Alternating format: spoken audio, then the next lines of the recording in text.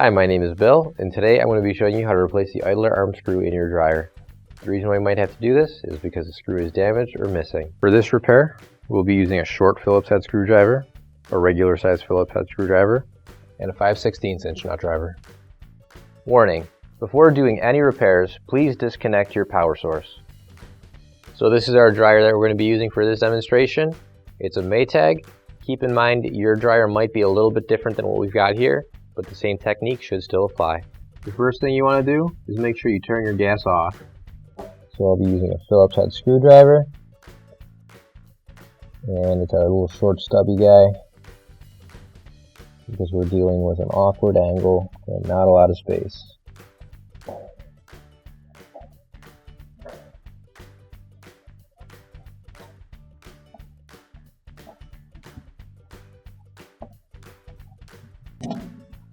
Now that we've got those screws off, we can tilt the front panel forward and those clips will come right out. And now we're going to carefully set this down. We've still got wires connecting the front bulkhead. So now all we're going to do is just unplug these two wires here. And we can set this bulkhead off to the side. Now we're just going to pull out the lint filter and set that off to the side for now. And now we've got to get to a couple more screws and unscrew them. They're going to be on the inside of the dryer though. And there's just on this side of the lint filter.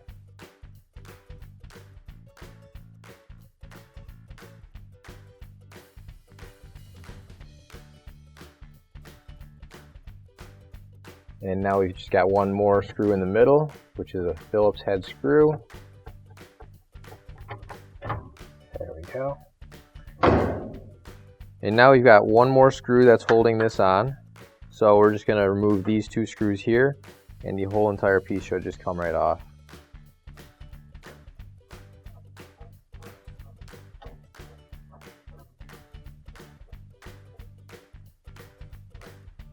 So now we're going to remove the screws off of this side.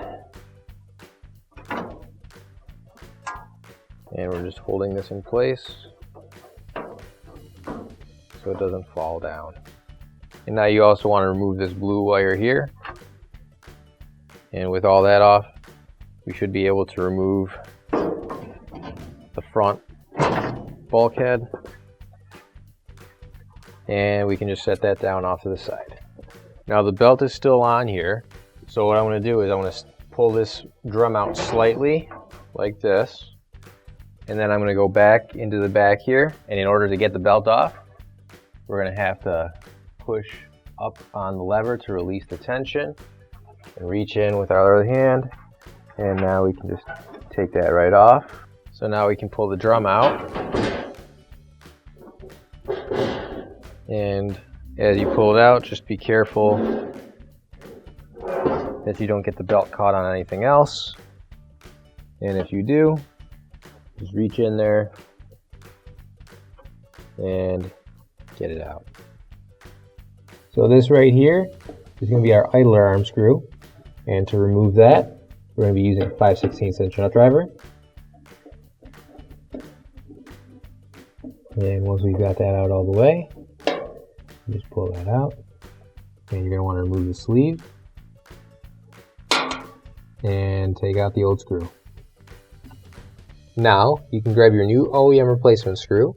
If you don't have one already, you can find one on our online store. So now we've got our new screw, and we're going to take that and put it onto our sleeve. We're going to make sure that the largest part of the sleeve is facing the top of the screw right there. So you'll see the screw sticks out, and you've got that flange underneath. So now I'm going to get our 5/16 inch nut driver. I'm going to put the screw on there. With it being magnetic, that helps a bit. And I'm going to feed it through this large hole, and I'm going to line it up and screw it into the arm. And we're just going to make sure the entire time that you're actually screwing this in, not on top of the arm right there. You want that flange to be inside that large hole so that it's not going to keep the arm pinned up against the support there. So once you got that nice and tight, make sure you got your spring on here, and then we can put everything else back together. And now we can put the drum back into the machine. And as we put the drum into the machine, you're going to want to make sure your belt goes along with it and doesn't get caught on anything once again, because it's pretty loose on here.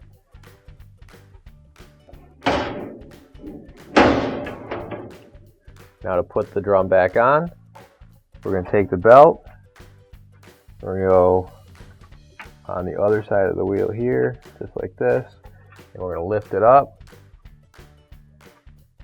keeping this all together,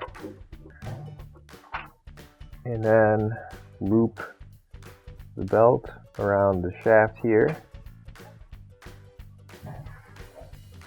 and make sure everything's on straight. There we go. And then everything should be able to spin freely now. So now that the belt is on the wheel and the drive shaft, we're going to put the drum onto the roller wheels. And you can see here, we'll spin the drum around a couple times. And you'll see also that our blower wheel is spinning as we spin our drum. So once you've got that, you know that you got it in the right way. So now we can put the rest of the dryer back together. So you can line up your duct assembly with the blower here, and that plastic will actually go on the inside. That'll help you with lining everything up. And once you do that, just lift up on the tub a little bit, and everything else should line up nicely for you. So we've got these little tabs here, and that'll help you with lining everything up. You're just going to want to slide the tab into that bigger hole, and once we do that, we'll screw it back on.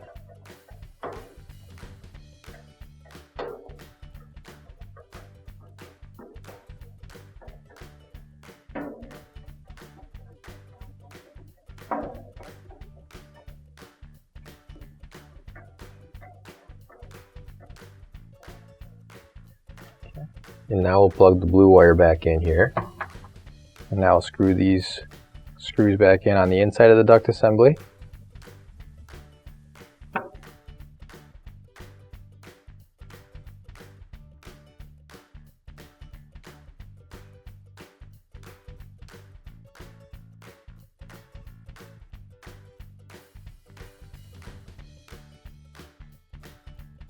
Now I can put the filter back in. And now we can hook the wires back up. So we're just going to make sure that we've got the wires in the same arrangement that they were before. Yellow goes on this side, and the blue one goes on this side.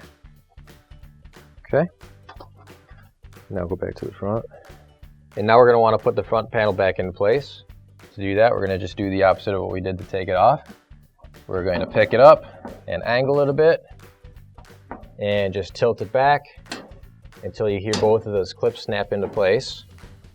Then you should be able to close it up.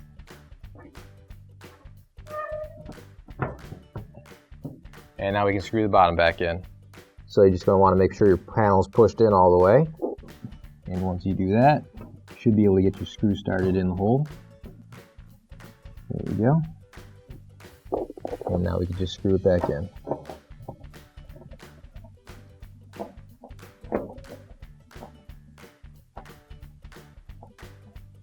There we go.